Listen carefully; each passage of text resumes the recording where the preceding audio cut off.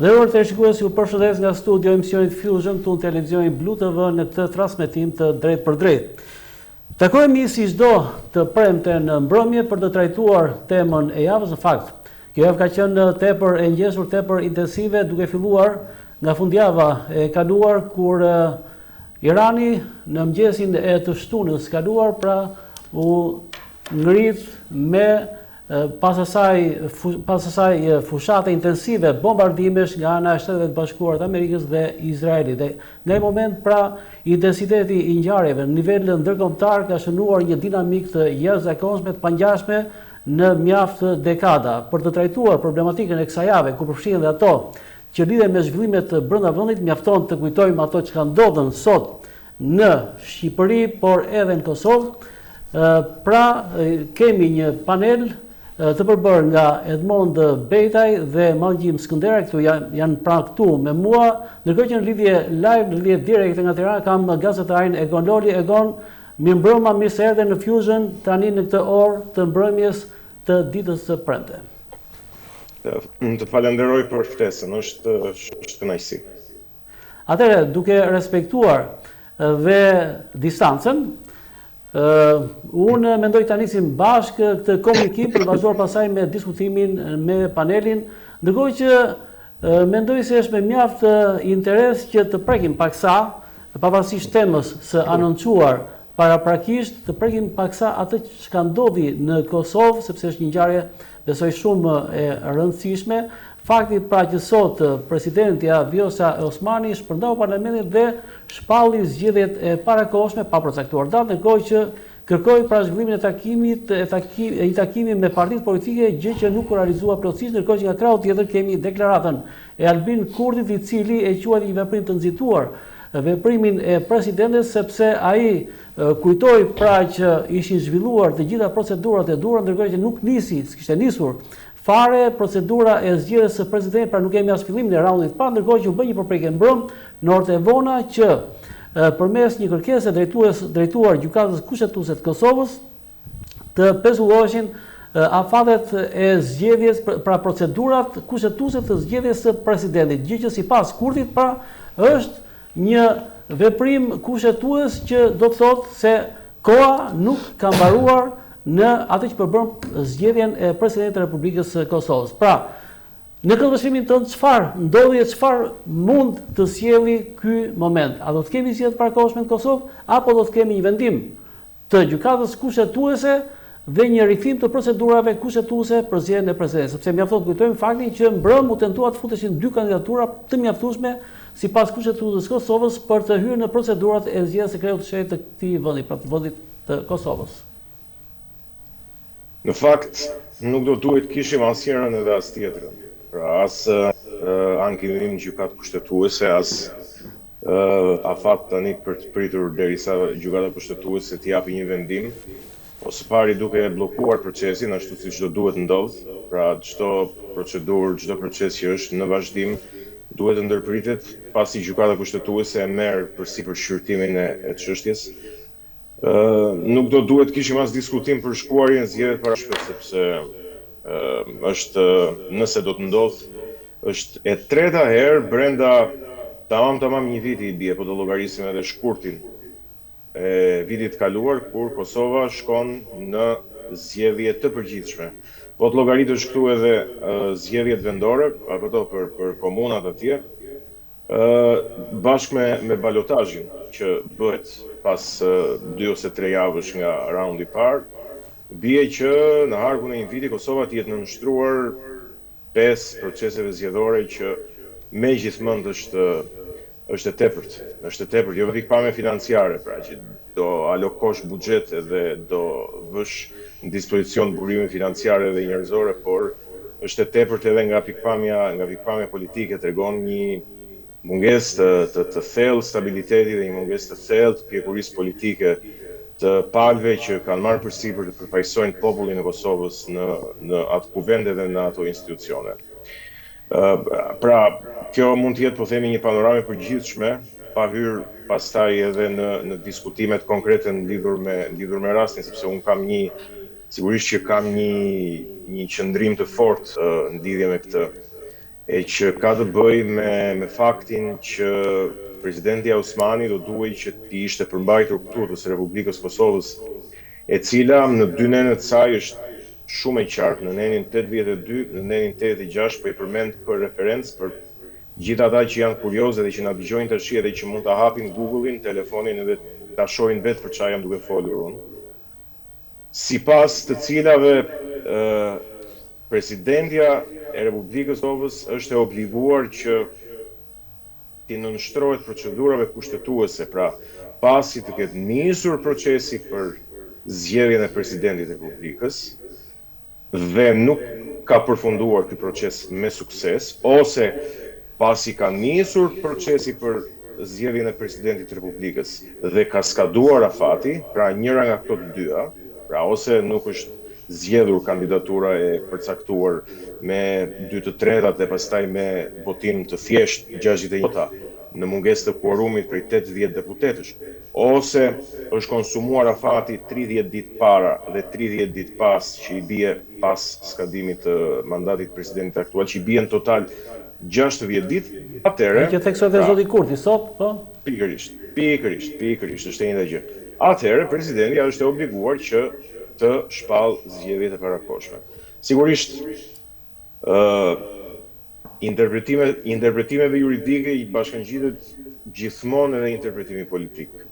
Interpretim politik që nis me marrëdhënien morboze dhe as pak konstruktive të palëve politike në Kosovë, midis opozitës dhe qeverisë, për të përfunduar tani më edhe me presidenten e Republikës, e cila në mënyrën e vet ka zgjedhur që të bëhet palë politike, në vend se të jetë mbi palët politike, siç duhet të jetë në fakt presidenti i Republikës. Po ti mos më lër mua që të flas kaq gjatë, po më ndërhyj që jo, do ndryj në dy momente, mendova që të mbyllje logjikën, ta shoj deri në fund të asaj që nise, ndërkohë që kujtoj para që mbrëm, me që e lan tek presidenti Osmani, tek fakti që ajo do dalin mbi palët politike, tentoi të fuse dhe futi në fakt në parlament, pavarësisht se në gjysmën e procedurave, amendamentet për të realizuar, për të mundësuar pra zgjedhjen e presidentit nga populli për t'i dhënë figurës presidentit atë fuqinë e dur si simbol i unitetit të kombit. Gjë që u realizuar mos gaboj pjesërisht, sepse u miratua, kaloi në Komisionin Legislativ të Kuvendit të Kosovës, por më pas nuk u miratua nga Kuvendi i Kosovës. Ndërkohë që më pas pra kemi dështim dhe të pjesës tjetër, pa fillim në procedurës që ja theksove ti më lart. Atëherë, çfarë synonte zonja Osmani me futjen e amendamenteve ose me ndryshimin e procedurës në mënyrës së zgjedhjes së presidentit të Republikës Kosovës duke drejtuar popullit, pra duke bërë atë një figurë tamam simbol të unitetit të kombit. Unë mendoj, edhe zonja Osmani e tha edhe vetë sot paraditën në konferencën e vetë për media, kur shpalli dekretin për shpërndarjen e kuvendit, që ky hap, këto amendamente kushtetuese, nuk kanë të bëjnë me situatën aktuale, me zgjedhjen e presidentit të Republikës aktualisht, sepse ky është një proces, pra amendimi i Kushtetutës Kosovës është një proces që së pari herë nuk bëhet kështu tani për pastaj. Sot argumenti që ka nisur një ide që ka nisur është hedhur qysh në 2011. Ky është argumenti i saj, mos gaboj që e futi e përmendi disa herë. E vërtetë është, ato amendamente kanë qenë 2011 në zyrtar. Po ka një arsye të strukturës së Republikës Kosovës pse ato amendamente vijojnë të jenë zyrtar, sepse Republika e Kosovës është një republikë parlamentare, nuk është republikë presidenciale. Dhe në Republikën parlamentare, presidenti ka kompetencat kufizuara me kushtetutë. Ndërkohë që shkuarja në zgjedhje për drejt me votë popullore do të thoshte edhe një transformim i vetë strukturës dhe natyrës të Republikës dhe të kushtetutës. Pra do ta kthente presidentin një president me kompetenca deri diku ekzekutive. Pra do t'i ndante ato me kryeministrin. Se sa do merrte njëri edhe se sa do merrte tjetri, kjo është diskutim tjetër. Po që ndryshon natyrën e Republikës dhe të kushtetues, dhe prandaj është një proces. Ndryshon sistemi politik. Po, sigurisht. Pra, si thua presidenti nga rolin simbolik që ka dhe përfaqësues mbi palët, si thua e fut në lojë presidentin. në lojën politike më shumë se ndoshta tek modeli francez, pra modeli i Republikës Franceze, ndoshta. Po, ndoshta, po. Më shumë se çfarë është edhe në Kosovë dhe në Shqipëri që ka po themi rolin e unitetit politike, rolin simbolik. Se edhe këtu madje këtu në Shqipëri është më pak se sa në Kosovë. Më tepër garant i kushtetues. Rol honorific pas ndryshimeve të 2008-s, të kushtetuesës 2008. Për shembull, presidenti e ka edhe pak më shumë tagrin e përfaqësimit të shtetit të Republikës në marrëdhëniet ndërkombëtare, ndërkohë që këtu në Shqipëri unë nuk jam i sigurt. Dhe kjo lidhet me atë çështjen e plotfuqishmërisë, kur në bisedime ndërkombëtare presidenti detyrohet që të delegojë plotfuqishmërinë një grupi negociator. Megjithatë të mos shpërndarë. Atëre, që ti vëm pikën kësaj teme, se ndërkohë edhe kolegu të bëjë një hyrje.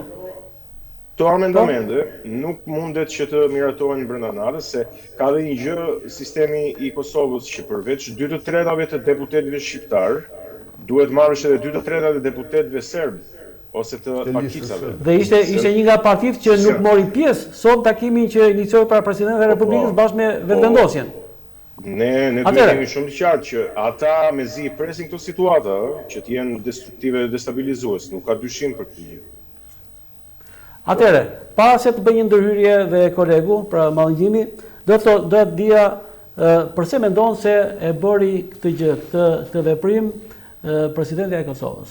Pra atë që ajo anoncoi sot, pra deklaroi sot, shpërndarjen e parlamentit, shpalljen e zgjedhjeve të parakohshme dhe takimin me partitë politike ku dihet tashmë që morën pjesë vetëm 2 subjekte politike nga opozita. Mendoj që në një mënyrë ose në mënyrë tjetër, zonja Osmani është ndier në presionin politik të përfundimit të karrierës së saj politike. Duke qenë se ajo nuk përfaqëson më një parti politike, ajo natyrisht që nuk do ta përfaqësoj sepse është president e Republikës, por e kam fjalën që edhe po themi atë listën guxo, nëse ju e mbani mend, me të cilën ajo garoi në vitin 2021, ajo tashmë është që ishin personazhe politikë që së bashku me Vjosa Osmanin dolën nga Lidhja Demokratike e Kosovës dhe ju bashkuan koalicionit me vetëvendosjen, ata tashmë janë të integruar brenda po themi listave dhe strukturës deri diku të lëvizjes vetëvendosje. Kështu që zonja Osmani nuk e gëzon më një forcë politike me të cilën ajo ta vijojë aktivitetin dhe të jetë në tregun tik dhe të konkurrojë në garën politike. E dyta sigurisht që ka të bëjë edhe me raportin e saj patjetër me zotin Kurti. Ka patur analistë dhe komentator që kanë thënë që ka nisur një krisje e saj me zotin Kurti prej 2 vitesh që lidhet me çështjen e asociacionit të komunave me shumicë serbe në Kosovë. Në veri të Kosovës, po. Ku palët janë ftohur. Them shkurtimisht. Një tjetër arsye ka të bëjë patjetër me qëndrimet dhe me rolin që zonja Osmani ka luajtur në skenën ndërkombëtare si përfaqësuese e Kosovës, duke e lënë në një mënyrë ose një mënyrë tjetër rolin e zotit Kurti në hije. Unë mendova se në fakt kjo do të ishte një gjë pozitive dhe kam komentuar gjithmonë që kjo ka qenë një mënyrë se si zoti Kurti të zhbllokohet ndërkombëtarisht, duke patur zonjën Osmani aty që ruan lidhjet e saj me ndërkombëtarët, po në fakt si duket pas ka qenë edhe çështje e protagonizmi më shumë se sa çështje bashkëpunimi. Dhe pa dyshim për ta mbyllur, që mos se besoj që u zgjata tepër. Është edhe një farë, mendoj unë, është edhe një farë marrëdhënie që zonja Osmani ka krijuar me kryeministrin Edi Rama. Një farë marrëdhënie e cila në sytë e zotit Kurti dhe në optikën e qeverisë Kosovës dhe televizjes vetëvendosje nuk është fort e pëlqyeshme për shkak të raporteve që ne e dimë, që zoti Rama, çfarë raporte ka zoti Rama me zotin Kurti. Kur isha në një studio për ta përmbyllur, një gjë shumë interesante, para disa ditësh, moderatori më bëri një paralelizë me një ngjarje që unë se kisha bërë lidhjen. Dhe më tha, zonja Spiropali, u shkarkua nga zoti Rama me njëherë pas vizitës në Kosovë për shkak të raporteve shumë të mira të paktën në dukje që ajo kishte me zotin Kurti. Sepse ajo mbajti një konferencë për media me zotin Kurti, ndërkohë që Rama nuk e mbajti konferencën për media me zotin Kurti. Dhe nga ana tjetër kemi marrëdhënien midis zonjës Osmani dhe zonjës Osmani dhe zotit Rama. Pra kemi një farë kështu binomi të kryqëzuar. Megjithëse këto janë pastaj janë telenovela politike. Kujtojmë vizitën e zotit Rama në Kosovë, pra në prag të përvjetorit të pavarësisë, shpalljes së pavarësisë. Po, shumë e ftohtë. Po, për këtë dhe ishte shumë e ftohtë, besoj e mbani mend, takimi me zotin Kurti ishte shumë i ftohtë. Ndërkohë që zonja Spiropali kur shkoi pak ditë tani përpara se të shkarkoi, pati një pritje shumë të ngrohtë, pati një konferencë të përbashkët me zotin Kurti. Dhe nga ana tjetër thash, si paralelizëm i kësaj marrëdhënie është edhe marrëdhënia që po përpiqet që të krijohet ose realisht ose mediatikisht, hajde ta analizojmë midis zonjës Osmani dhe zotit Rama këtej. Një farë kryqëzimi, po themi një farë kryqëzimi politik. Ndoshta edhe për kryeministrin Rama, edhe për kryeministrin Kurti, këto lloj kryqëzimesh politike nuk janë fort të pëlqyeshme. E hodha këtë kështu nuk e di, për diskutim. Në fakt, në këtë moment ka një ndërhyrje nga kolegu, pra nga Mallgjim Skënderaj, është pjesë e panelit të sotëm. Po, Mallgjim? Përshëndetje. Përshëndetje. Atëherë, në të gjithë të klim politike që ka Kosova, ajo që e zgjidh këtë klim politike, trajtohet premisa juridike dhe premisa kushtetuese, ku metronomi për ta zgjidhur këtë është gjykata kushtetuese. Për shkak se nuk kemi brenda asaj natyre kushtetuese të domosdoshme, të nevojshme dhe domosdoshme. Për shkak se duke qenë se si presidenti dhe kryeministri aktualisht janë president në detyrë dhe kryeministri në detyrë.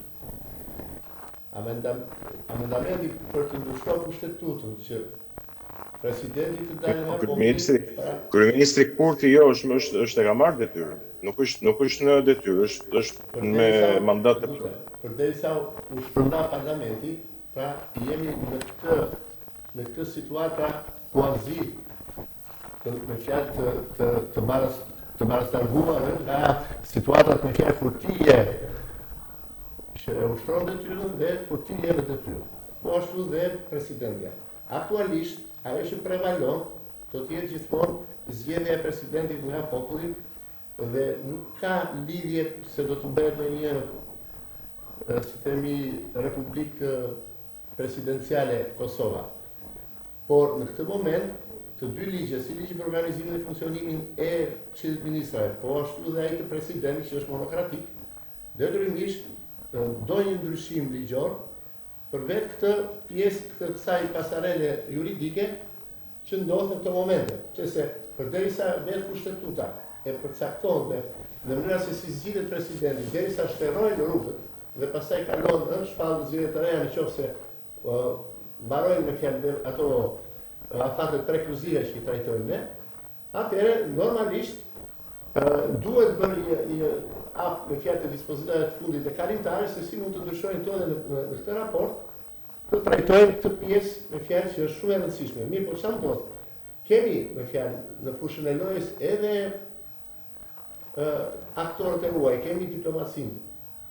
Për arsye se nëse për shembull në çdo rast edhe në rastet e luftës, se ne do të kemi një diplomaci shumë të shpejtë, pothuajse gjithmonë e mbajnë ato 15 ditore, të indicinat që thonë në diplomaci, detyrimisht do zgjidhet edhe ky problem. Por mendoj që ta për të ndodhur një rokadë midis Torres edhe Freshës ndoshta, në lidhje me fjalë në thojza, me fjalë një, që janë teoritë e lojës dhe aq më tepër në politikë janë edhe teoritë e shahut, shahut politik, ku jam i bindur që Vjosa mund të dalë si kryeministre e Kosovës për shkak të modaliteteve që ka dhe ndihmës që ka dhe mbështetjes që ka në arenën ndërkombëtare dhe ndoshta kryeministri do të jetë dikush tjetër dhe jo Kurti. Pra, shikohet me fjalë kjo klim edhe nga pikpamja e trajtesës ndërkombëtare, e të diplomacisë dhe të marrëdhënieve që ka sot Kosova si një shtet imbrisht, por dhe në qoftë se bëhet një sistem Michel, një sistem francez, që është midis presidentit dhe parlamentit i cili zgjedh kryeministin, kurse populli që është sovrani i zgjedh presidentin, Kështu që gjithmonë prevalon ajo që zgjedh popull, ka që sovrani. Po edhe fundit përsëri sovrani e zgjedh. Por i jep mundësi, modalitet që mos jetë figurë simbolike presidentit. Por në kohë që është në detyrë, çfarë? Sepse nuk janë ato që duhet të jenë në kushtetut vetëm ato rastet që përcaktojnë detyrën e presidentit kur është i zgjedhur nga parlamenti, por do dalim në diçka tjetër për të shtuar para një modus vivendus tjetër, për të shtuar disa dispozita që në këtë pjesë, në këtë harkohor, të zgjidhë problematikën e duar. Edhe në qoftë se ka dalë jashtë afateve, është një precedent, e zgjidh gjykata kushtetuese. Do themi ne sa do pezullohet kjo situatë. Pra, mos të ketë më, sepse ajo është që respekton sistemin e baluardi i kushtetutës edhe i gjithë këtyre institucioneve që janë institucione kushtetuese dhe kur përplasen në vijim në këtë aspekt. Unë mendoj që nuk ka asnjë gjë të keqe pse jemi në këtë moment të caktuar dhe pse mos të zgjidhet edhe kjo.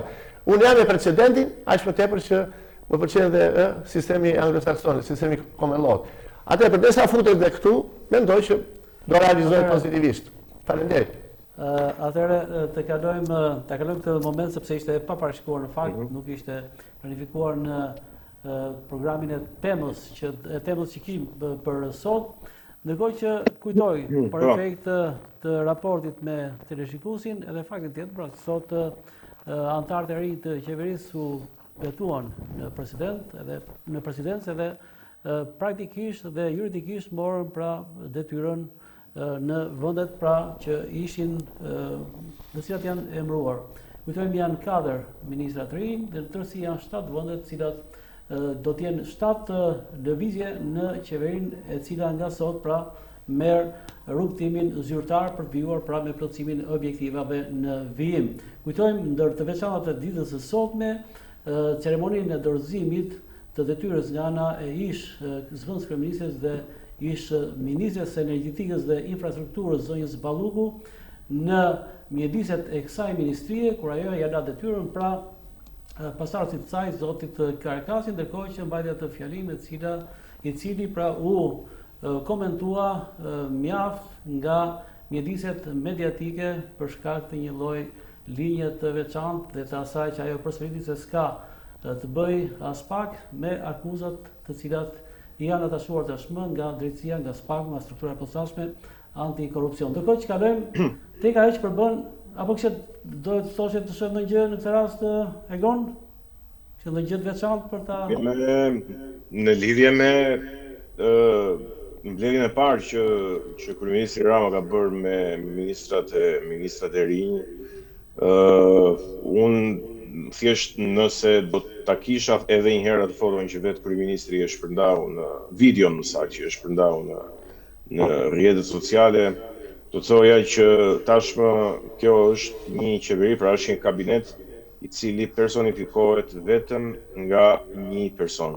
Pra aty të gjithë të tjerët, në baze jo të tjerët, por shumica se mund të ketë edhe ndonjë që ka personalitet juridik edhe profesional, po të tjerët dhe nuk po i parashikoj sepse ata profesionalisht në fushat e tyre, në sektorët e tyre mund të jenë shumë të mirë, por po them valenca politike është zero e të tjerëve. Pra aty është thjesht zoti Rama që flet edhe që merr totalisht vendimet.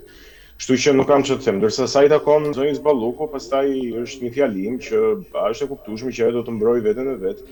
Kujtojmë këtu për gjithë ata që na ndjekin se ndonjëherë edhe flasim kaq shumë sa që harrojmë se cilat janë faktet. Zonja Balluku në këtë moment i flasim bashkë është zyrtarisht e pandehur, pra është zyrtarisht në akuzë nga gjykata e posaçme.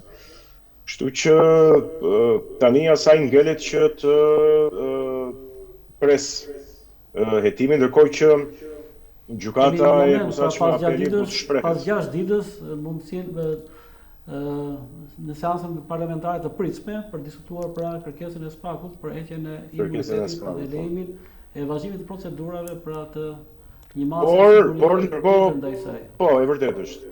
Dhe opozita ka thënë që do të krijojë një situatë destabiliteti themi aty me protestë. Nga ana tjetër një flesh. Po ndërry pak në lidhje me betimin e ministrave përpara presidentit. Aktualisht dhe tek ne duhet futet makinat e të vërtetës. Se ti vendos dorën mbi kushtetut, betohem se do të respektoj ligjin e kushtetutën. Po çfarë ndodh?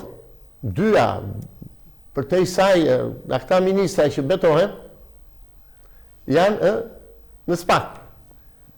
Atëre, në këta aspekt, po t'i drejtojmë edhe amendamenteve të sistemit të sistemit amerikan, në qoftë se personi që vihet në një lëvizje politike si president apo formave të saktuara që ka legjislacioni amerikan, detyrimisht bie nga ajo pozitë. Atëherë, në qoftë se ai vetën e vendos dorën atje, betohem mbi kushtetut, mua më duket diçka jo informale, por një precedent shumë i rrezikshëm që ai nesër do të jetë përsëri në ndjekje penale dhe krijojnë procedura të tilla të zvarritjes pra të atij unit që themi ne, të njëshit. Se të gjitha janë të këtij aspekti. Kështu që detyrimisht unë mendoj që këta dy ministra nuk duhet ishin pranuar fare për betimin se si janë ndjekje penale në SPAK. Nuk e di me fjalë këndvështrimin tuaj, po kjo për mua duhet shumë e rëndësishme. Po, jam shumë dakord, po kështu për ta kthyer me batut se këtu situata është bërë batut fare domethënë. Ku e din ata të tjerët se ata që janë nën hetim në SPAK dakord jam. Po ku e din ata të tjerët që do vjedhin? Ata shkojnë të betohen shumë të sinqertë aty te kushtetuta që ku e din ata se çfarë rasti do të dalë përpara. Kështu që e thash këtë sigurisht kjo është batutë dhe është për sigurisht që kjo është edhe e natyrës hipotetike sepse janë gjëra që nuk ka se si të vlerësohen me siguri ndërkohë që janë në sistemin drejtësisë. Batutë sigurisht ishte batutë. Po cakton me saktësi çfarë ndodh në një rast si kundër ky që jemi në situatë korrente në aspektin e këtyre dy ministrave, kështu që atëherë vim tek tema e ditës që anoncuam gjatë ditës sotme dhe që e anoncuam në fillim të komunikimit të në emision, pra që lidhet me situatën, konfliktin në Iran në lidhjen e mesme dhe atë që impaktin e kësaj në konkretisht në vendin tonë. Në këndvështrimin tënd Egon, çfarë po ndodh aktualisht në lidhjen e mesme në Iran? Shiko,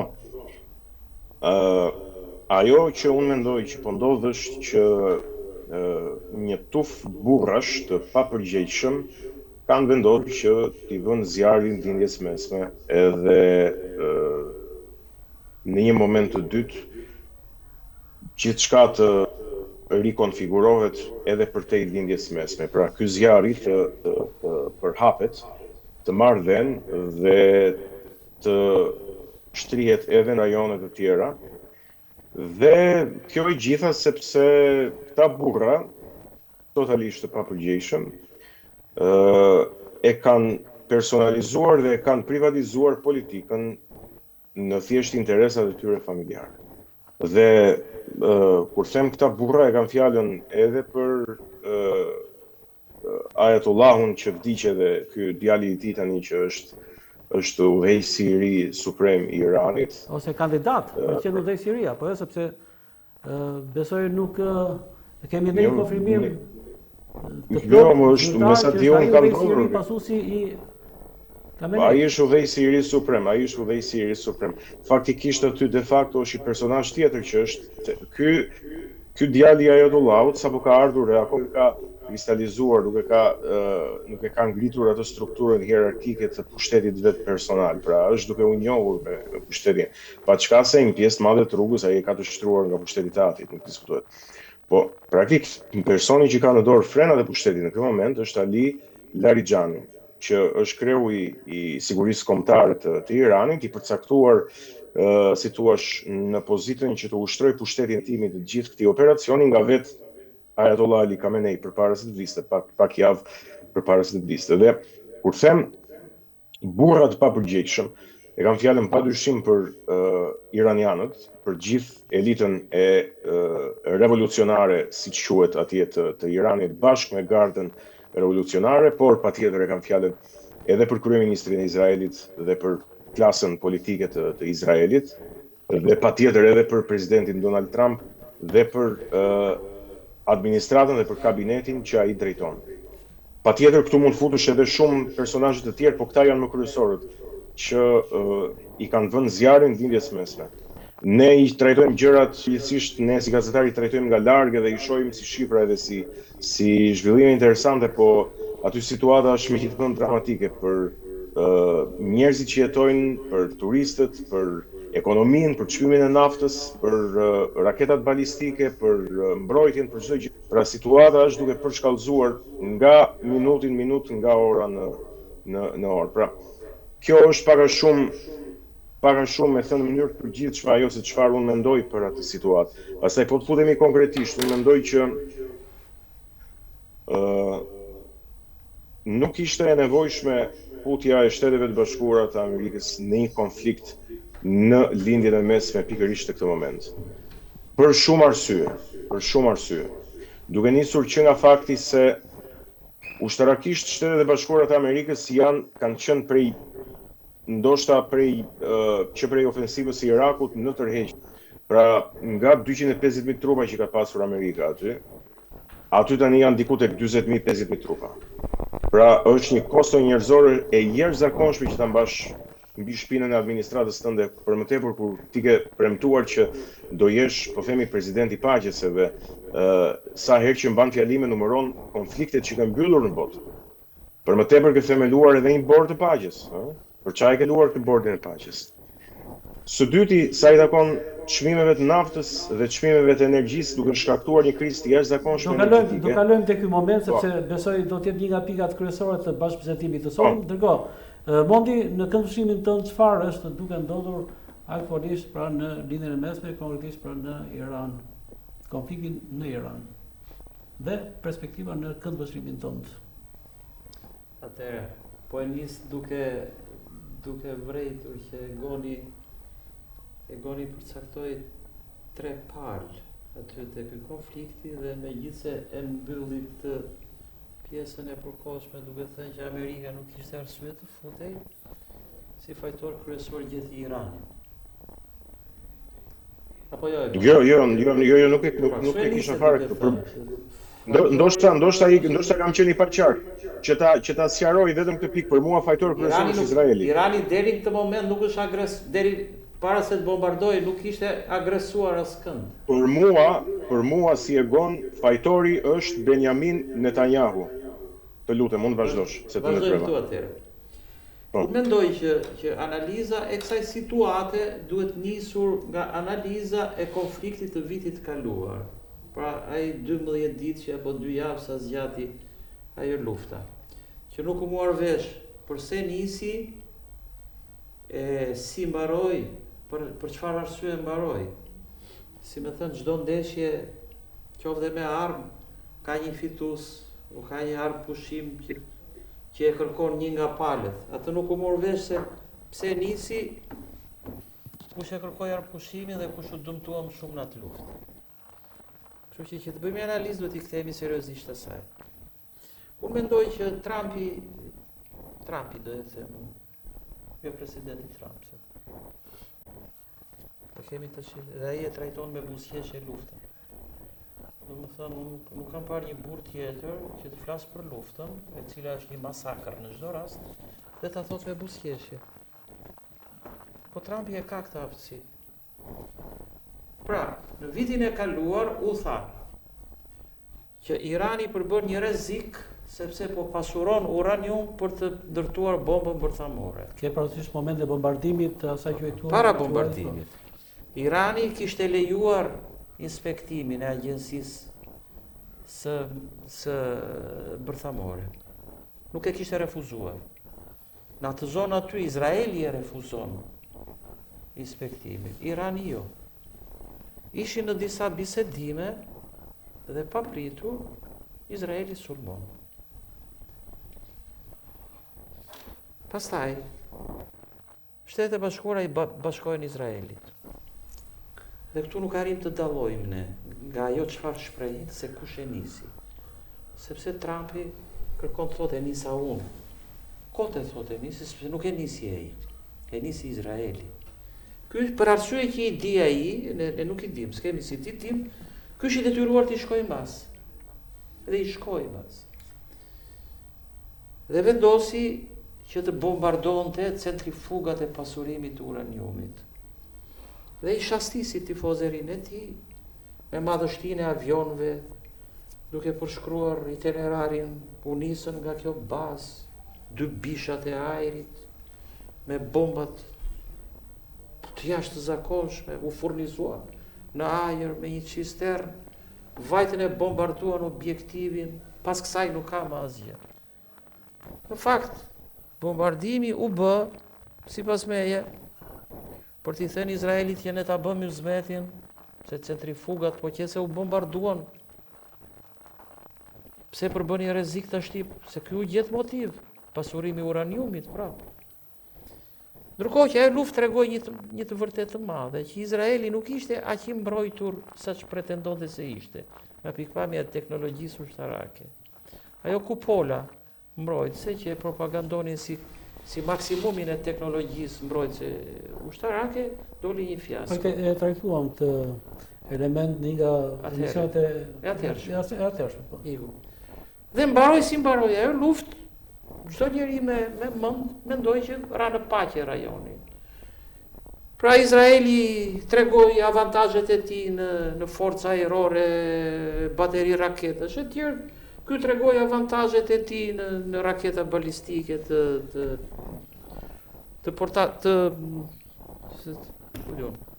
si thuhet, varia. Dhe tashti, papritur, Amerika nis sposton 30-40% të arsenalit saj, të hekurave të luftës, kështu e përcaktuan ata aeroplanmbajtëse e tjerë. Gjatë kësaj kohe në Iran ndodhin ca trazira të nxitura ose ku personazhe ishin opozita, që kërkon rrëzimin e një regjimi diktatorial të prapambetur e tjerë. Shumë burime serioze thanë që ishin agjentët e Mossadit që e nxitën atë. E shtypi Ajatollahu dhe regjimi i tij e shtypën me gjak. Gjak bën dhe ata të tjerët që e sulmuar regjimin, por këta e shtypën me gjak. U fol për shumë të vrarë, 3000 dikush, 1000.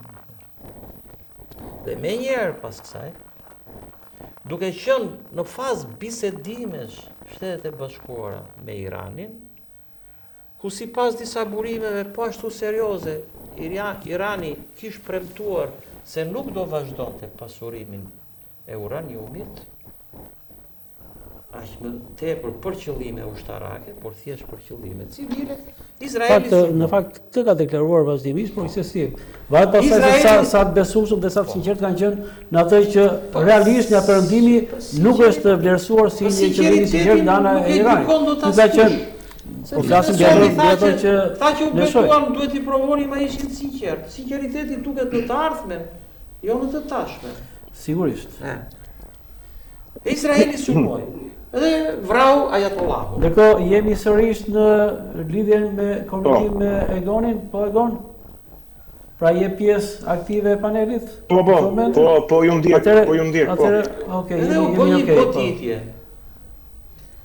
Shumë analistë më shohin anën spektakolare të goditjes, e cila vrau njëkohësisht Ajatollahun edhe një grup të madh udhëheqësh. Pra 48 udhëheqës që 48 udhëheqës. Mendohet se ishin në atë si gjithmonë, takim. Ka gjithmonë një pjesë që i mëshon spektakularitetit të aksionit që i dedikohet syve të idiotëve për mua. Duke thënë që po shiko ati se kishte një dhëmball të prishur, vajte dentisti i vu një çipë të tjerë. Ai u vran shtëpinë e tij. E dinin gjithë ku banonte. Ata mblidheshin, besoj unë, duke mos pritur që të goditeshin, së pari sepse ishin në bisedime. Kur janë në bisedime, nuk ke pse të druhesh se po të godasin. Nga ana tjetër ishin në këtë muajin e shenjtë të muslimanëve.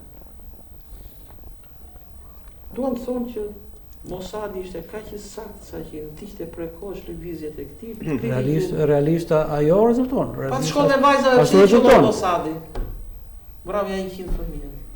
Kur është kaq i saktë, e di lëvizjet tona, di dhe ku jemi këtu. Në këtë rast, besoj se janë dy realitete të ndryshme, Cilat? paktën jo në aspektin e anës sociale, por në aspektin e saj të Shka sociale e viktima. anës ushtarake. Do vrasë që Ajatollahun, vrita Ajatollahun, ke kohë që e monitoron, u ke futur nga i gjë në xhep, ai ditë gjithë janë 40 veta aty, vrita ata dhe mbaron. Pse i vret fëmijët?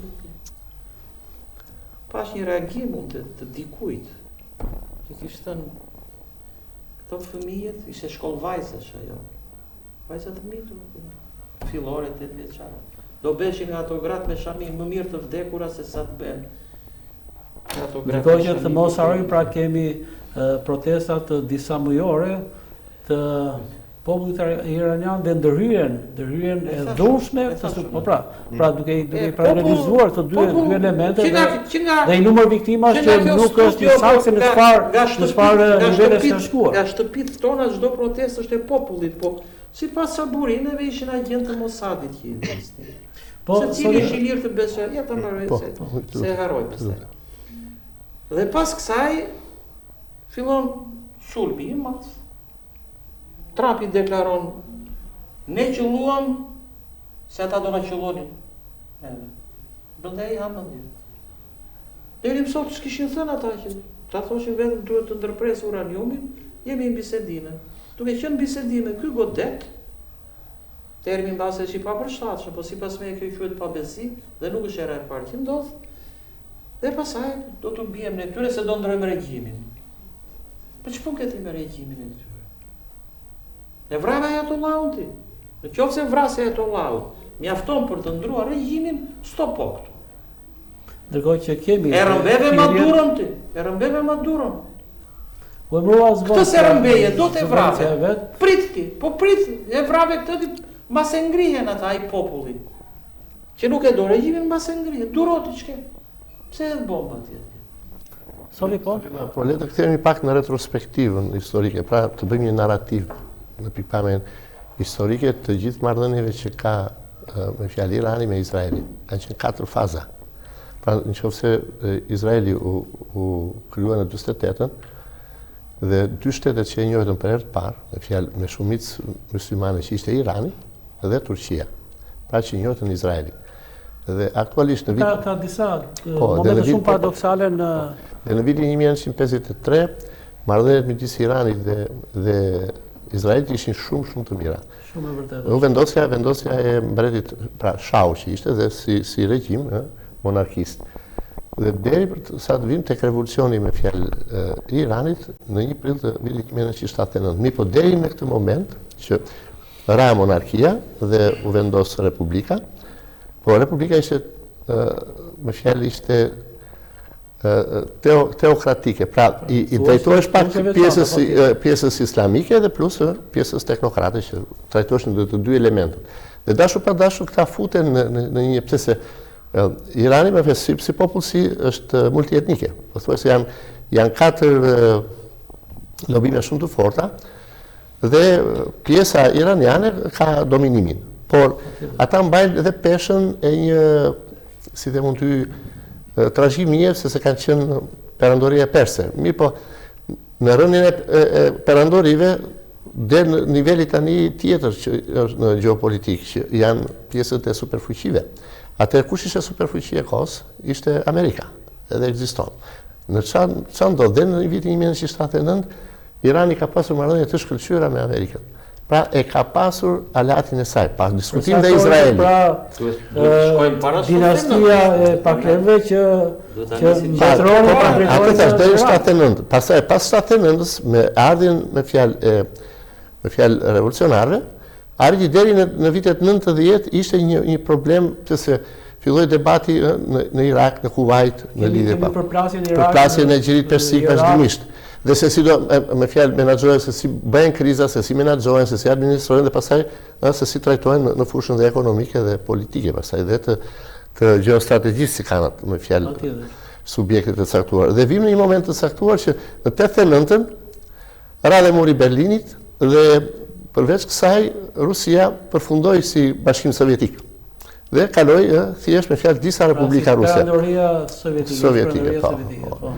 Dhe në këtë moment, pas vitit 90, pra nga si të mund ty ajo forma e akullt apo e ftohtë midis Izraelit dhe Iranit u kthye pasaj në një moment tjetër në kuptimin sepse kush do merrte tash vendin e parë në raport me botën, sepse Irani faktikisht u bë me fjalë në gjithë gjirin dhe në gjithë pjesën geopolitike u vendosi si vendi i parë që të gjithë bënin në marrëveshje me Iranin. Dhe në këtë aspekt filloi një kontradikt midis të dyre shteteve, sepse edhe luftat nuk bëhen, vërtet janë civile, por nuk janë midis popujve, por janë midis shteteve. Për arsye të caktuara. Dhe u futën disa erë në këtë. Të arsyet? Po, patjetër dhe të arsyet. Por vim deri atje dhe pra këtu është situata tash, kush është pro-amerikane dhe kush është Amerika në këtë do të jetë në vazhdimsi. Pa diskutim që i duhen regjime dhe aq më tepër kur janë të tilla me fjalë të liderit, të individit, i duhet se s'bën me fjalë për të bërë tashmë dhe për të ruajtur paqen.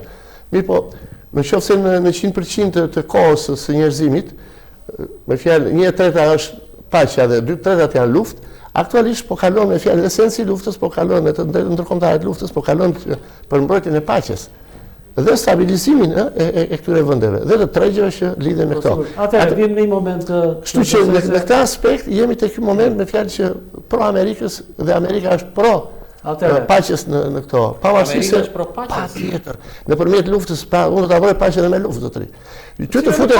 Atë më fal, ty të futet. Çka bën luftën në Ja, ta shpjegoj diçka. Që po pro paqen në Amerikë. Na futen mbi 36 janë kështu me fjalë bakterie virulente. Duan të futen tek ne dhe ne krijojmë antitrupe të antikorp, do ta mbrojmë.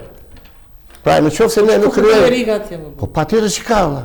Ç'pun ka? Po patjetër. Sepse ka dy momente shumë të rëndësishme, edhe në Kongresin Amerikan. 79. Jo, pas 79. Po fillova aty unë, tash ishi. Po pra nuk më dëgjove ndoshta. Jo dëgjova. Pishin 4 kohët e duhet. Po, e trajtova atë. Çfarë ndodhi në vitet 50 në Iran? Irani ishte pro-Izraelit. Dhe ishte pjesa Izraelin. Po si s'ka. Irani vetë. Po si s'ka vetë, po si s'ka. Po ju analizosi historinë e Iranit. Edhe një e trajtova me fjalë, edhe në narrativ. Jo, se zure me Izraelin ishte në paqe ti. Po patjetër dhe mbështeti dhe pranoi. Duhet të Iranin. Po pashë. Janë paradokse historike prave. Dy shtete të ndryshme. Po le të jenë shtete të ndryshme. Po mirë, ti nuk do fqinjësit mirë me Grekën apo me Italinë, patjetër. Po dua fqinjësin, po s'pari kam interesin tim, pastaj vjen fqinjësia. Është drejta ndërkombëtare. Në Iran në vitet 50. Është drejta ndërkombëtare që ty të detyron. Po merrem me drejtën ndërkombëtare, po flas për drejtën kombëtare. Jo, drejta ndërkombëtare që ti të kesh fqinjësit mirë dhe normalisht kur do të shkojë. Po ja gjë në qaf Izraeli Irani. Aleati jo asnjëherë. Aleati kryesor është Amerika. Të dy ishin aleat të Amerikës. Patjetër, po do zhvillohet ai si gjë persikull. Do zhvillohet. Të zhvilluar janë ata, në rregull janë ata. Po jo. Ai shumë pse duhet të shkojmë ne tash në Bashkimin Evropian për të zhvilluar. Kemi ndryrje, po e do të vemi ne histori tjetër, po. Dgjoj. Ja dy momente kështu të shkurtra komenti dhe pastaj për të zgjeruar.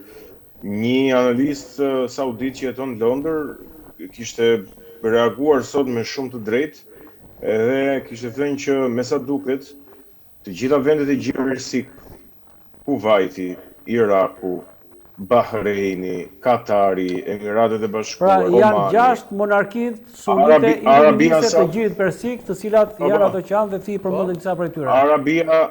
Arabia Saudite dhe tha të gjitha këto dha si duket me bazat amerikane dhe me antiraketorët që janë vendosur aty, si duket tha janë bërë si një tip mburoje për Izraelin gjitha tha se Irani na i shkatroi gjitha, po edhe raketa Irani na ka bërë shoshta. Dhe si duket kjo është bërë gjitha tha si një ombrell për të mbrojtur Izraelin tha. Pra ato janë super të investuara aty, ato vendet e Gjirit Persik janë super të sura, por qëllimi se ato janë investuar lidhet pikërisht me mënyrën se si kjo luftë po zhvillohet për ditë. Dhe për të do rikthehem te kjo pikë. Për një moment më ngeli vrasja e 165 vajzave në atë shkollën atje në Minab në jug të Iranit. Kishte dalë një investigim sot nga Middle East Eye, një media e lindjes mesme, dhe kishte thënë që sipas hetimit, që ishte bërë në atë shkollë, ishte përdorur një taktik gjuajtjeje me 2 kohë, pra double tap, një gjuajtje fisht, ku ti në fillim hedh raketën e parë, njerëzit mblidhen tek vendi i ngjarjes, i hedhjes raketës, ose shkojnë diku tjetër në një pozicion të dytë, pra ose të shohin për viktimat, ose të plagosurit në atë lokacion, ose të ikin dhe të shkojnë në një vend tjetër. Dhe pastaj hedhin raketën e dytë pikërisht tek vendi ku mblidhen të gjithë. Që do të thotë ajo nuk është ai ishte krimi për masave monstruoze, nuk është shupadashja i shkau raketa. Do të thënë ajo është e tmerrshme, është e paimagjinueshme që ti ta bësh të përdorësh një taktike dhe një strategji të tillë ndaj popullsisë civile. Tani për të rikthyer tek argumenti. Unë mendoj që faktori kryesor destabilizues në rajonin e lindjes së mesme në këtë momente që ne flasim është shteti i Izraelit. Patjetër, unë nuk besoj që Irani është një shtet paqësor. Nuk e besoj që Irani është shtet paqësor. E ka treguar përmes përpjekjeve për programin e vet bërthamor, pavarësisht se Deri tani s'ka hedhur ndonjë bombë burtësh? Jo, e vërtetë është, dhe sigurisht, e vërtetë është. E ka treguar edhe me zhvillimin e jashtëzakonshëm të industrisë së raketave balistike, ëh. Tani ku zhvillon industrinë e raketave balistike për të hedhur ikë se nuk e vërtetë. Sigurisht. Patjetër. E ka treguar që nuk është shtet paqësor edhe përmes proxy. Me Irakun dhe me Kuvajtin kemi dy momente të konflikteve. Jo, me Kuvajtin e bëri Irani. Me Hezbollahun, me Hamasin, me Houthit, me ata milicin shiite të Irakut. Pra Irani ka treguar që nuk është një shtet paqësor. Por nuk është Irani shkaktari kryesor i kësaj gjëje sot qasin. Që t'i themi gjërat ashtu siç janë, t'i themi gjërat fair. Shkaktari kryesor i kësaj situate është shteti zionist i Izraelit. Dhe tha shteti zionist i Izraelit sepse mbështetet mbi një ideologji zioniste. Po më thuaj. Shteti iranian ka investuar për mbajtjen e grupeve terroriste paramilitare? Vazhdimisht çdo vit harxon nga buxheti i shtetit miliarda për të mbajtur grupe terroriste. Ashtu siç shteti i Izraelit ka sot aleat të vetin Emiratet e Bashkuara Arabe me të cilat destabilizon Yemenin, e ka ndarë më dysh Yemenin, destabilizon Sudanin, e ka ndarë më dysh Sudanin. Pra, domethënë nuk është se i bën vetëm Irani këto gjëra. Unë thash Irani është shtet stabilizues, nuk është shtet paqësor. Po ama shkaktari i këtij momenti krize për të cilin ne jemi mbledhur sot të flasim këtu, nuk është Irani, mund të ishte Irani në ndonjë skenar tjetër, patjetër, nuk po them, po në këtë moment që ne flasim është shteti i Izraelit, i cili dëshiron që të shfrytëzojë situatën e destabilizuar të lindjes së mesme.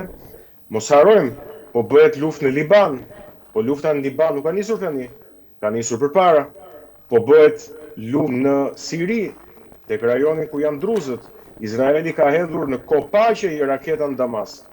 Të mos harrojmë, ka situatë gjithmonë në prag destabilizimi në Jordani, sepse është ngjitur me bregun ndimor. Pra, të mos harrojmë, Izraeli është i vetmi shtet në botë që njeh Somalilandin, pra shtetin separatist që është ndarë nga Somalia. Dhe e bën këtë sigurisht për arsye gjeopolitike për të krijuar tension aty me Turqinë dhe me Arabinë Saudite.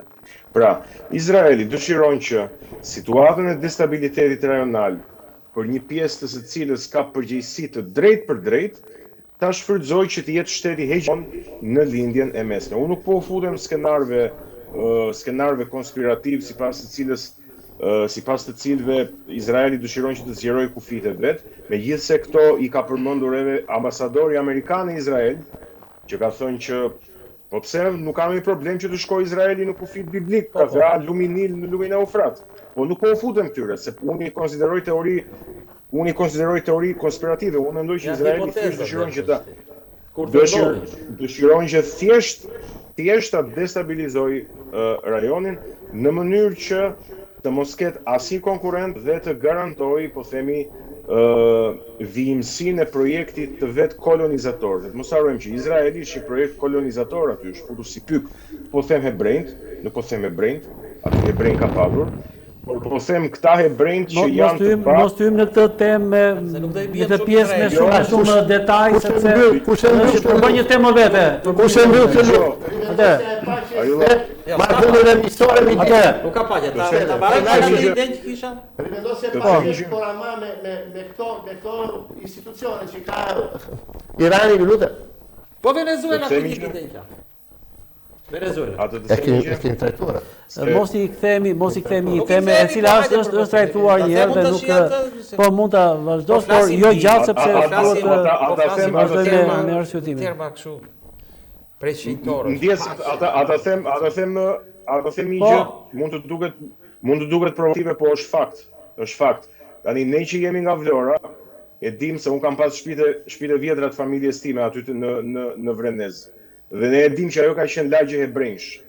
Tani, unë një pyetje kam për gjithë. Ku është rruga e famshme e hebrejve? Po dhëmë pasaj një histori, zjetë të dhëna të tjera, e gonë të cilat janë shumë... Dhe janë miq të familjes time, po them flas për miq të familjes time. Ku janë ata? Ata kanë ikur nga shtëpitë e tyre dhe kanë shkuar dhe kanë zënë shtëpitë arabëve atje. Ata shtëpi kanë aty në Vrenez, nuk i kanë në Palestinë. Dhe fakti që ata kanë shkuar dhe kanë zënë shtëpitë e arabëve aty dhe tokën e arabëve është shkaku pse gjithë lindja e mesme është në zjarr sot. Ky është thelbi. Megjithatë nuk duhet absolutizuar dhe ky element, kjo pjesë e gon sepse unë para disa muajsh kam patur në një nga komunikim, në nga emisionet e mia kam patur në lidhje të drejtë për drejtë një nga ish bashkëqytetarët tanë këtu në Vlorë, i cili ka dhënë një prononcim në fillimet e konfliktit në një momentet e nxehta gjatë muajve të kaluara në këtë zonë. Ka qenë një komunikim shumë i arsyeshëm, shumë i argumentuar, pra një qëndrim i cili përputhej pra me atë që ndodhte realisht në atë që ishte duke u zhvilluar në dinamik zhvillimesh në zonën e lindjes së mesme. Megjithatë, mendoj se në këtë moment duhet të hymë në një pikë që ka të bëj edhe me atë që ka nisur sot. Sot ka nisur luhatja ose lëvizja e parë e çmimeve në tregun me pakicë të karburanteve në vendin tonë. Pra kushdo që ka tentuar ose ka shkuar për të furnizuar automjetin e vet, sot është përballur me një çmim të ri, unë apo miqtë e mi, pra kemi vënë përballë një fakti që ka qenë ai që pritej të ndodhte realisht. Ndërkohë që sot kemi gjithashtu një deklaratë të ministrit të energjetikës të Katarit, i cili është shprehur për një gazetë prestigjioze ndërkombëtare që në kushtet dhe në dinamikën e zhvillimeve sot të konfliktit, nuk është çudi që pas pak javësh kemi një ndërprerje totale të prodhimit në zonën e Gjirit, që do thotë që çmimi i naftës bruto të rritet në mënyrë progresive deri në $150 për fuqi. Kjo do të thotë pra që në tregun shqiptar, po flasim për tregun tonë të brendshëm, të kemi një rritje pashtu dyfisht që analistët, ekspertë ekonomisë e përcaktojnë deri në 350 lek për litër. Një rritje e cila çdo kush që e dëgjon pra vihet përballë një situate që edhe më optimistin e bën pesimist dhe të frikshëm për atë çka mund të ndodhi në këtë pjesë. Pra është një ndikim i drejtë për drejtë në interesat e drejtë për drejta të qytetarëve, po flas për pjesën brenda vendit. Ndërkohë që duke zhvendosur paksa vëmendjen në atë që jemi duke diskutuar pra 6 monarkitë sunite iluministe, Omani, Katari, Emiratet e Bashkuara, Arabia Saudite, Bahreini, dhe Kuwaiti vjen përballë një situate që ndoshta nuk e mendonin, sepse në atë iluminist, ai është përcaktimi, pra monarki sunite iluministe. Kush e jep përcaktimin? Dhe se ka vendosur vetë në kushtetutën vetes. Po në mos të ndalim me ky argument sepse do mbahet. Lexoj Pra, përkundër një realiteti disa dekadësh, përkundër ambicjeve për të qenë, si thua, një nga epiqendrat ose një nga polet e zhvillimit. Mjafton të kujtojmë pra Arabinë Saudite me programin e vet ambicioz Vizion 2030 me një vlerësim i investimesh diku te 41 miliardë dollar në kuadër të këtij programi. Apo kemi nga krau tjetër Emiratet me një shifër tepër dritëruse të turistëve, vizitorëve gjatë vitit kaluar në kuadrat e 100 milion turistëve nga gjithë bota. Në kushtet e një 12% të prodhimit përgjithshëm bruto të realizuar nga sektori i turizmit e tjera, vjen përballë një realiteti i cili mund të jetë shkatrimtar. Dhe në fakt, sinjalet e para u dhanë me këtë. Atëherë, çfarë mendon se mund të ndodhi në fushën e që po diskutojmë, pra në fushën e ndikimit në hidrokarburët, rezervat energjetike, në atë që përbën pra potencialin më të rëndësishëm në gjithë këtë histori që jemi duke diskutuar. Atëherë, për t'ja kujtuar shikuesve, Irani është vendi i tretë me naftë në botë, pas Venezuelës, që është vendi i parë, dhe Arabisë Saudite, që është vendi i dytë, është Irani vendi i tretë, dhe i dyti për gaz, pas Katarit, që është vendi i parë. Dhe arsyeja tjetër e madhe e zhvillimit i konflikti, që lidhet pak më shumë me Amerikën se sa arsye e parë, që është thjesht dëshira e Izraelit apo edhe dosjet e Epstein, po le mos ju fut dosjet e Epstein tash se nuk është momenti. Arsyeja tjetër e madhe është nafta. Nafta që shkon nga Irani në Kinë. Kina e ka furnizuar se vetë para bursa thua tjetra. Kjo është e para. Ajo është kur do të çosh demokraci. Kur do të çosh demokraci, domethënë e ke hall nafta, po në shkon për demokraci dhe gjen naftë. Ndërkohë që në këtë rast unë mendoj që e para fare është tamam është Izraeli. Megjithatë, hajde edhe kjo mund të jetë e para, mos nuk është ndonjë problem, domethënë mund ta quajmë të parë. Atëre po bëj një ndryrje, Egon, po bëj një ndryrje. Nga një panoramë që jepte po ashtu një gazetë e njohur botërore në fushën e ekonomisë. Bënte një listim të vendeve të cilat dëmtohen më shumë nga kriza e naftës në zonën e Gjirit. Dhe rendisë të parën me 80% ndikim Japonin. Të dytën rendisë Korea e Jugut. Prandaj. Janë vende që s'kan burime, këto janë varur atërsisht. Po, i vende të cilat impaktohen në mënyrë të drejtpërdrejtë. Në vendin e dytë rendisë Korea e Jugut. Pastaj në mos gaboj Indin, mos harrojmë që sot Trumpi ka lejuar që India të përfitojë nga nafta ruse, një favor që është bërë Indis, në vend të katërt mos gaboj ka qenë ishte Rusisë, po. Ishte bërë Rusisë në fakt favor. Ndoshta Rusisë po të paktën i krijuar një lloj aktësire dhe Indis dhe Kina ka qenë renditur pra në vendin e 5 me 40% të ndikimit nga kjo situatë. Pra nga bllokimi, nga rënja, nga kriza që mund të ketë tregu i prodhimi i naftës në zonën e Gjirit Persik. Pra duke se ka një lloj kontradiksioni, një lloj kontradikte në atë që themi në interesat e drejt për drejta kinezëve dhe në krahun tjetër pra kemi këtë realitet. I cili pra është si një panoramë.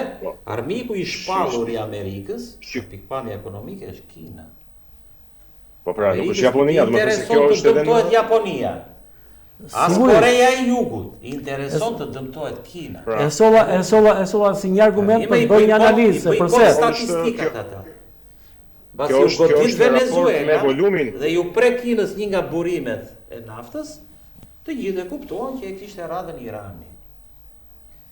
Izraeli është kobure, se e ka thënë shoku e verë këtë. Ndërkohë më lartë thej që ishte Izraeli. Pastaj Izraeli Trumpi. Është proksi i deleguar i Amerikës atje. Pastaj është lobi izraelit që i bën Trumpit këto gomarrëqe dhe e heq zvarr, se Trumpi është një kalama me përmasa të mëdha trupore. Tashti, me që mbritet këtu, më fal Egon, nëse mund të vazhdoj. Po patjetër. Me që mbritet e nafta, te thelbi muhabeti, se këtë do i thosha Sovjet tonë që fliste, ishin në paqe atë.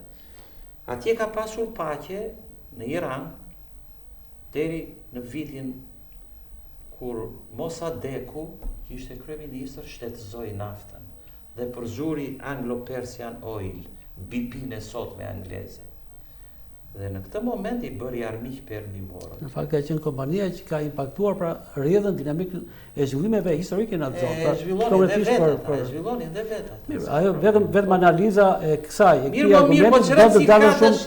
Në shumë përfundime. Unë të kesh naftë se pusin e çpon pasaj. Pra vjen një ruse çpon. Mondi sot nuk flasin kompanit, po flet nafta. Po nafta ka tjetër. Egon, Dhe po them që në këtë moment u prish paqja. Mossadekun e rrëzoi me gru shteti, CIA dhe shërbimi anglez. 53. Dhe pastaj vendosën kukullat e që- tyre. Kukulla më e fortë, po kukulla më e fortë ishte Shahu. Pastaj ajatollahët rrëzuan Shahun dhe këtu u bë kthesa e madhe dhe Irani u bë satanai. Dakor? Deri këtu ishin në rregull ata. Me Shahun s'kishte as Houth, as proxy, as gjë të Iranit, paqe. Rrëzuan Shahun. Këtu dhe muhabeti. Mos kishte naftë, do ishin paqe sot ata, s'do goditeshin. Nafta një Mondi ka qenë në një prill geografik. Ditën e gënjeshtre, ka qenë në një prilli. Pozicioni strategjik se është Hormuzi aty.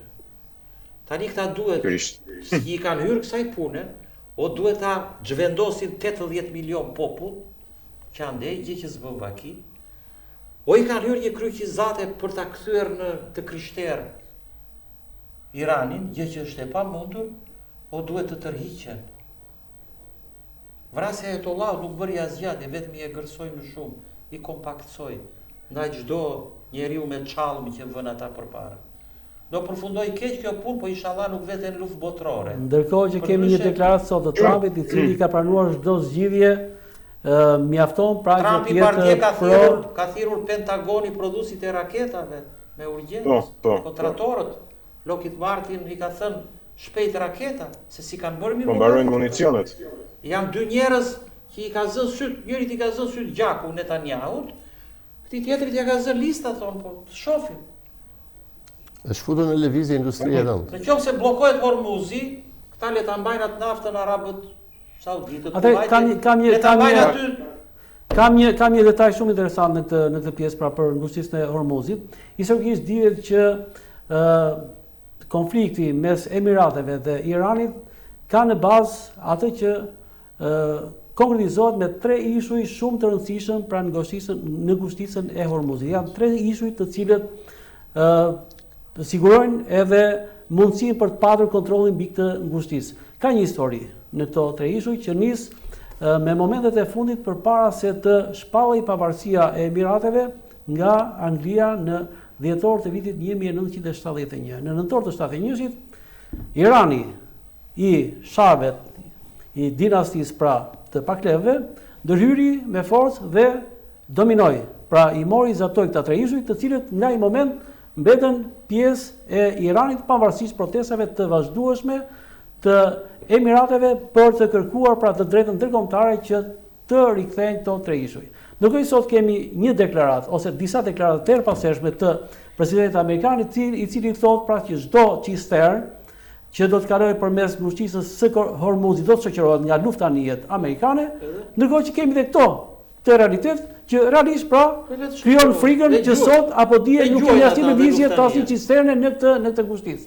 Pra kemi një lloj paradoksi. Këto anijet me fjalë naftë lëvizëse se bëjnë edhe pjesën se ju jeni dhe specialistë që punonin në këtë industri, bëhet edhe përpunimi i naftës gjatë rrugës. Për shembull, sa milje mund të jetë rruga për të shkuar në Kinë, sa milje mund të jetë për në Indi. Ndërkohë, e kemi Egonin në linjë? Po, tu jam.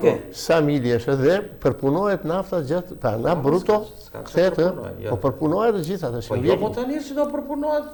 Po mi të ti ke atë mendim. Po s'do të ketë rafineri lëvizëse. Po si spas ka. Po vetë bota lëvizëse po vetë, më vjen keq. Nuk besoj që ka rafineri lëvizëse, nuk më merr mendja në. Po asun se është industri shumë e kushtueshme. Po nuk është nevoja ta bëjnë atë punë ecje se. Po vetë është nevojë. Shikoj. Ndërkohë, Egon, në atë që u përmenda pak më lart, pra deklaratat për të shoqëruar çdo cistern nga ana e mjeteve luftarake amerikane, gjë që duket se nuk përputet, nuk shon në përshtatje me atë që është duke ndodhur këto 2 ditë të fundit, ku mos gaboj kemi vetëm kalim në një cisterne nga një prej shoqërive më të mëdha botërore të transportimit të naftës në këtë ngushticë. më dëgjoj, e parë punës kjo më duhet në sens i madh, sepse anijet iraniane nuk se më vjen dhe për të qeshur tash. Anijet iraniane nuk kanë dalë post blok aty në det. Ata gjuajnë me raketa, domethënë si i mbrohesh nga raketa ti, apo thjesht me kundërajror. Pra, nuk më duket strategjik kjo pjesa. Dy mënyra ka bllokimi i Hormuzit. Ose minohet dhe me mina lundruse, dhe ky është bllokim total. Që është katastrofale. Ose këtë mënyrë që thua ti me artilleri e raketa. Me artilleri. Dhe përcaktohet, do kaloj një, s'do kaloj tjetër. Kjo ka këtë flamur do goditet, kjo tjetra do kaloj. Kjo është një situatë lufte që përsëri nuk është situatë ku mund të punohet normalisht. O vendoset paqe, o pjesa tjetër është bllokim. Irani e goditi dje një naftëmbajtëse në brigjet e Kuvajtit, naftëmbajtëse amerikane. Që do të thotë që nuk është garanci kjo pjesa e shoqërimit me anije. Nuk zgjidh gjë shoqërimi. Pra nuk është se kanë dalë anijet e Iranit aty kanë bërë post blok në det dhe ti s'kalon dot. Ata thjesht godasin me raketa nga sipër ty. Tani, gjithashtu thuhet dhe ishte lajm sot që diskutohet një marrëveshje midis Iranit edhe Kinës që disa anije kineze të kalojnë, po themi. Megjithatë dhe kjo më duket e paarritshme për momentin sepse të gjithë detin arabik e patrullojnë amerikanët, kështu që nuk më duket praktikisht e mundshme që aty anijet kineze të hyjnë dhe të dalin edhe sikur të bëjnë marrëveshje që vetëm anijet kineze të hyjnë dhe të dalin nga Irani. Në situatë kaq të trazuar, kur po flitet, kur po supozohet se edhe Kipron nuk e ka goditur Irani. Edhe Arabin, një rafinerin Arabin nuk e ka goditur Irani, aty është një teren kaq i paqartë sa kushdo mund të bëj një diversion, të godasi një anije me mënyra të ndryshme, me nëndetse të vogla, sa botuese e tjerë, sa që nuk guxon më njeri dhe është e sigurt që ajo zonë aty është e paralizuar. Problemi është ky. Nuk është thjesht që destabilizohet tregu i naftës, se kjo është pjesa e dukshme.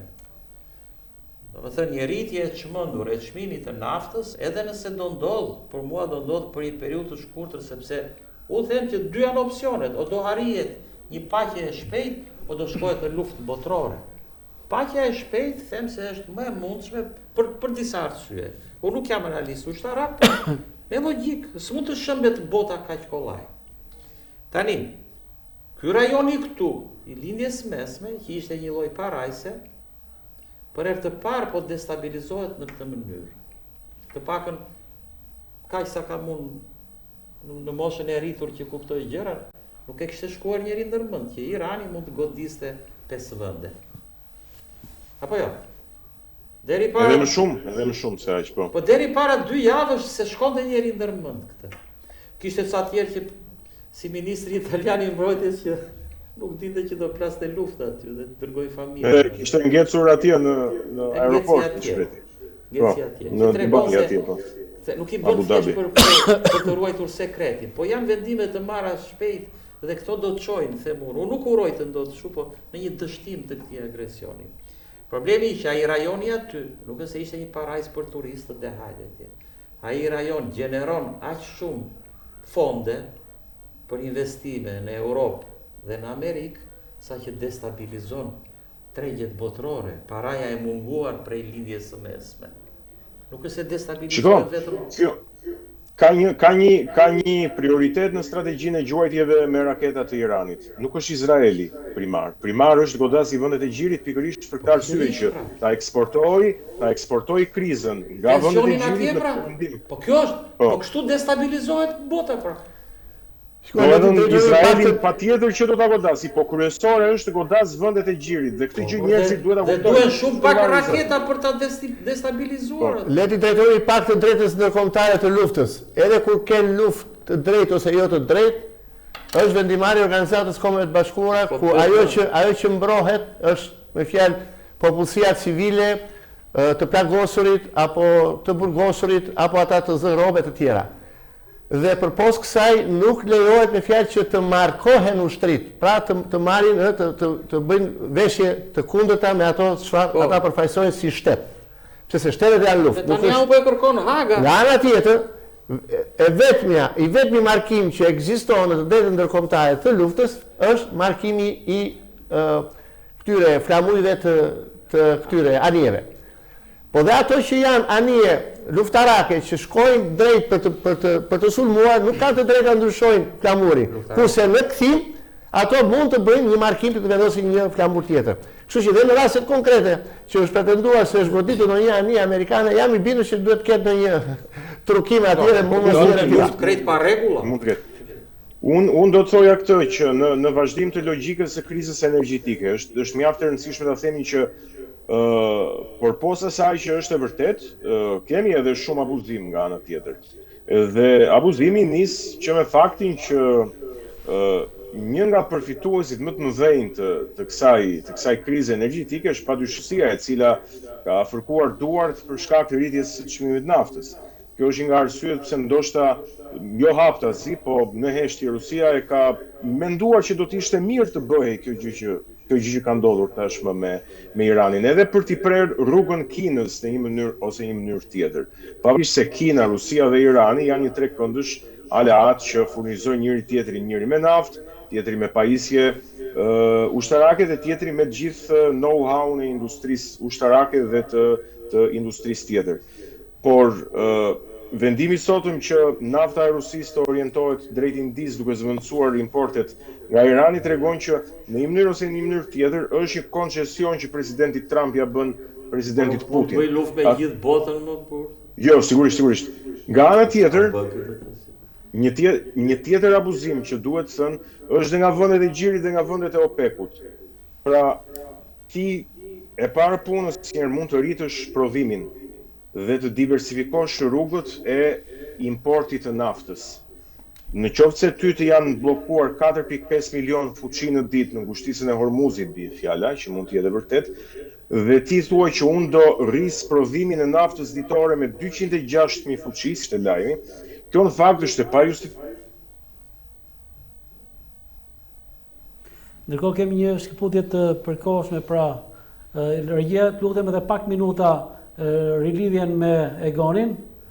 Mondi, në këtë arsyetim, në këtë logjik që ishte duke trajtuar Egoni këtë argument, çfarë mendon se mund të ndodhë, pra në fushën, në pjesën e naftës? Shiko, për mua ky është destabilizimi më i madh historik që nga shekulli i kaluar në tregun e naftës botërore. Sepse herë të tjera kanë qenë konflikte të vogla, ato që e kanë sjell rritjen e çmimit të naftës, ose me sa mbaj mend unë embargo e vitit 72-74. Ka qenë embargo e madhe që bën vendet e lindjes së mesme. Por ky është një destabilizim i madh sepse janë goditur fizikisht këto vende, që konsideroheshin një oazë paqeje, një oazë që prodhonte para në paqe të madhe. Puno puset e naftës, nxirr para, investo aty dhe investo për Amerikë dhe Europë. Sot po lexoja një gjë. Këto janë vende që nuk kanë ujë. S'kan ujë të pishë. Mjafton që të godasësh impjantet e shkripëzimit të ujit dhe këto vende vdesin për ujë. Naftë mund të kenë shumë, po këto vdesin për ujë. Pastaj. Pra kjo tregoi se sa vulnerabël është ai rajon atje. Sa kollaj destabilizohet. Dhe këtë e realizoi Irani me ca raketa. Gjoj rafineri, pse u mbet besimi. Po sigurisht. U mbet besimi i investitorëve.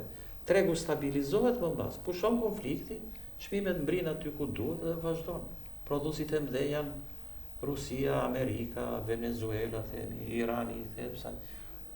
Kush do e rikuperoj besimin e humbur se mund të ndodhë prapë një konflikt i tillë? Ky është dëmi i madh që po i bëhet këtij rajoni. Ndërkohë, Egon, mund ta çosh deri në fund argumentin? Po.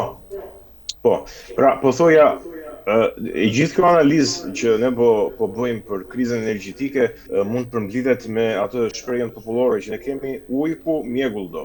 Pra edhe prodhuesit e mëdhenj të naftës dhe përfituesit më të mëdhenj të situatave të tilla të krizave duan pikërisht rastet kur mjafton një situatë e ngjashme që të destabilizojë tregun dhe ata të përfitojnë menjëherë nga disbalancet që krijohen. Vendet e OPEC-ut e kanë të gjithë mundësinë që të rrisin prodhimin e naftës, jo me 206 siç po e thoja para ndërt, jo me 206.000 fuqin ditë, po edhe me 1 milion fuqin ditë, edhe me 2 milion fuqin ditë. Por ata nuk e bëjnë këtë gjë, duke shkuar tek ajo balanca që kur oferta bie dhe kërkesa ngelet dhe njërit, normalisht rritet çmimi, pra se konsiderohet si rritje e kërkesës. Ky është abuzimi i dytë pas atij të Rusisë. Dhe abuzimi i tretë lidhet me atë se çfarë po ndodh në tregun shqiptar të naftës. Kishte nafta sot mos gaboj me 1850 lekë, litri naftës, ai 1840 lekë. Tani, këta që e rrisin të çmimin e naftës, dhe këtu unë i bëj thirrje autoritetit të konkurrencës dhe autoriteteve ligjzbatuese shqiptare, që të jenë serioze të fillojnë 3-4 ditësh të ushtrojnë kontrolle. E vërtet është. Dhe duhet që të ushtrojnë kontrollin në mënyrë më të gjerë, sepse këta që po rrisin çmimet dhe po i çojnë 1800 dhe 1900 nuk e kanë marrë naftën nga Katari apo nga Arabia Saudite tani që flasin lufta. Këta e kanë rezervë naftë. Kjo është abuzim i madh tash. Dhe kjo duhet thënë se duket sikur kemi të lidhur tubin me Arabinë Saudite dhe çfarë ndodh atje na vjen nafta këtu dhe ndryshon balanca e çmimeve në Kore. Këta janë depozita karburanti dhe depozita nafte që shfrytëzojnë perceptimin publik dhe lajmet mbi konflikte dhe mbi luftra për të reflektuar menjëherë rritje çmimesh. Ky është abuzim i pastër, si në rastin e vendeve të OPEC-ut që procedojnë me mos rritje të prodhimit të naftës. Si në rastin për ta mbyllur të situatës të rezervave të hidrokarbureve këtu të privatëve, për mendimin tim kemi të bëjmë me raste kartel dhe autoritetet ligjzbatuese duhet të bëjnë me shumë vëmendje këtë gjë sepse nuk mund ta abuzosh kështu me qytetarët. Është vërtet serioze kjo, mendoj unë. Shiko, kjo është shumë e rëndësishme, sepse dihet se ku janë importet dhe si bëhen eksportet.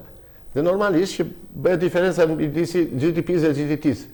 Por në aspektin konkret mundi kapi një moment shumë të rëndësishëm që tha që, ore dakord, pse u prish ky ekuilibër i kësaj paqe? Pikërisht pse se kryeministri u bë kryetari i kartelit të naftës në Iran. Atëherë pse duhet të jetë kjo shoqëri kaq e fuqishme publike në emër të një subjekti? Ne marrim edhe problemin, se po marrim problemin e naftës, po marrim problemin e gazit të lëndëve, se është vend të dytë, siç thatë edhe ju. Vend të dytë problemi tjetër këtij. Problem tjetër që rëndësisht me 100% janë rritur çmimet e gazit. Mos u çabim se nuk e di si janë çu. Patjetër, pra ai ka me fjalë dy prodhime shumë të fuqishme, vend të tretë për naftën në botë dhe vendin e dytë në gaz. Atë kemi në Rusi. Kush është propotenti i gazit në Rusi? Putini. Janë 89,1 miliard dollar që qarkullojnë në këtë shoqëri. Si mund të jesh ti karteli i kësaj? Atë këtu dominojnë situatat. Prandaj edhe prishet edhe ekuilibri, prishet edhe paqja, prishet edhe konkurenca, prishet tregu, se kërkes ofertës. Ca vendeve pse kanë pasur. Prandaj do të shojë regjimi. Regjimet të jenë sa më demokratike dhe të jenë patjetër. Po jo, ai nuk ta jep me zor ta blesh. Ke vende plot për ta bler. Jo. Po javë, po mirë gazdoti që u sabotua Nord Stream, për çfarë u sabotua? Që Gjermania të mos merrte gaz nga Rusia, po të merrte nga Amerika. Po, shiko, ato kriza që ndodhi për shkak të këtyre kontratave. Po vati një vend dinamit. Po shumë të gjata, të lutem, ka edhe disa rregulla vetëm vendosjen kontraktuale, në të drejtën ndërkombëtare. Po s'do hash vetëm ti o zotri. Do gjithçka, po patjetër. Bukën time do ta hash ti? Ora, është kërkesë ofertës treg ndërkombëtar. Po ç'çap do lëviz tregu prishin Nord Stream. Ja prit tani që si ndodhin këto gjëra. Ja prishet tregu ndërkombëtar. Kush ç'a tregu? Po ti mund ta nxjerrësh naftën atje, po nuk ke vetëm të drejtë ekskluzive, nxjerr vetëm kaq ti, pastaj tregun e përcakton bota tregun. Pse janë vetëm OPEC-ut, për çfarë arsye? E di pra ti atë. Shikoj dhe gazdoti Nord Stream. Sillte gaz në Europë. Shumë bukur. Me një çmim të përshtatshëm dhe me cili kishin rënë dakord palët. Unë e shes me kaq, po unë ta blej. Dakord? Nuk është Rusia burimi vetëm, ja ku ke Irani. Jo Irani. Edhe Amerika prodhon gazin e lëndë të tjerë. Me Gjermanin ç'pate? Merrte Gjermania gas, more. Po shumë bukur. Ore çpak e i vuri dinamitin. Kjo Ore, është pyetja ime. shpate. Ti thua prish tregun ai. Hajde vëm dinamitin, mo. Po shko, po ka spekulator tregu sa duash. Ore dinamit ç'a spekullim thua bu. Ore unë do spekuloj në treg, spekulatori i tregu duhet të përfitoj në vlerat e Do mia. vëm dinamitin. Jo pra jo. Po buri dinamiti po them o burr. Po me paraj janë këto organizatat me fjalë terroriste që investojnë Ure në dinamitin, mo. tjetër. Ti kërkon luftë o burr. Jo më nuk kërkojnë luftë, kërkojnë. Po bure dinamitin, bomb dinamitin. Po terroristin që vendos ajo. Po kush e burr? Qeveria iraniane tjetër me radhë. Zelenski e burr. Atëherë, ha? Zelenski e burr. Pas me ca anglez. Po pse sa hoqë Zelenski? Kush ta heqë? Anglia. Atëre, Egon, Po, më dëgjon? Do vej në hakë. Janë linjë, është linjë Egoni? Po në dash të vemi, po flasim për tre. Atëre, Jo se ti shtatroni shkurt, infrastrukturë, mbaron mua atë. Është drejta penale ndërkombëtare që në atë kohë zbatohet edhe. atëre jemi drejt limitit Në kohor krimet e- të emisionit. Në perspektivë, me pak fjalë, je optimist për atë që do të sjellin ditët apo javët në vazhdim, apo je pesimist? E kam thënë edhe, po, shkurtimisht sepse mendoj që palët e kanë bërë të qartë situatën vetë, nuk na ngelet shumë ne për të analizuar. Edhe me deklarimet e sotme, po tapsh. Unë mendoj që Shtetet e Bashkuara të Amerikës, përfshirë këtu Izraelin, si një proxy, po themi, e kanë ngritur stekën aq lart, duke theksuar, po themi, ndryshimin e regjimit si objektiv final dhe duke bërë përpjekje për të futur edhe boots on ground, pra për të futur ushtri, siç përflitet deri tani përmes kurdëve, pra duke përdorur kurdët si ushtri toksore të Amerikës. Sigurisht për të arritur qëllimin e destabilizimit ose përmbysjes pushtetit të Ajatullahëve, saqë çdo arritje tjetër më pak se kaq konsiderohet humbje dhe një goditje e madhe politike, përveç se ekonomike dhe financiare të Shtetet e Bashkuara të Amerikës. Një goditje e madhe për administratën Trump dhe mbi të gjitha për ekonominë amerikane. Mos harrojmë gjë që ndërsa në lindjet mesme po bëhet kjo që po bëhet dhe Amerika qëndruar këtë fuqi ushtarake. Kina mbajti kongresin e partisë dje me objektiva të jashtëzakonshme teknologjike, të inteligjencës artificiale, ekonomike.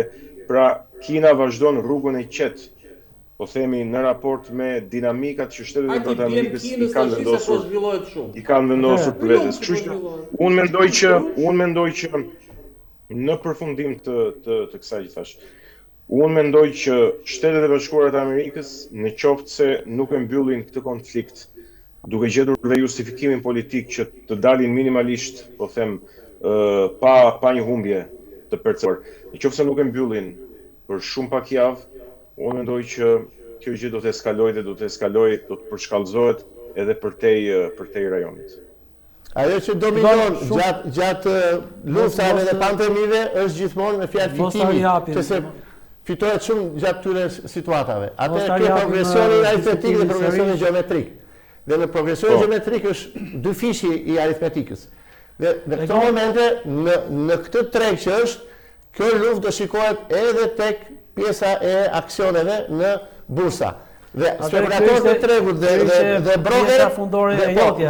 brokerët e këtyre do shikojmë se si do lëvizin në bursa aksionet e naftës dhe të gazit të lëngshëm. Egon, të falenderoj shumë për këtë lidhje të drejt për drejt në këtë orë, pra për hapësirën që kushtove emisionit Fusion dhe të shikuesit jo vetëm blonjat. Të falenderoj dhe shpresoj të kemë sërish në emisionet e tjera në vijim. Të falenderoj, ishte kënaqësi dhe patjetër me kënaqësi. Faleminderit.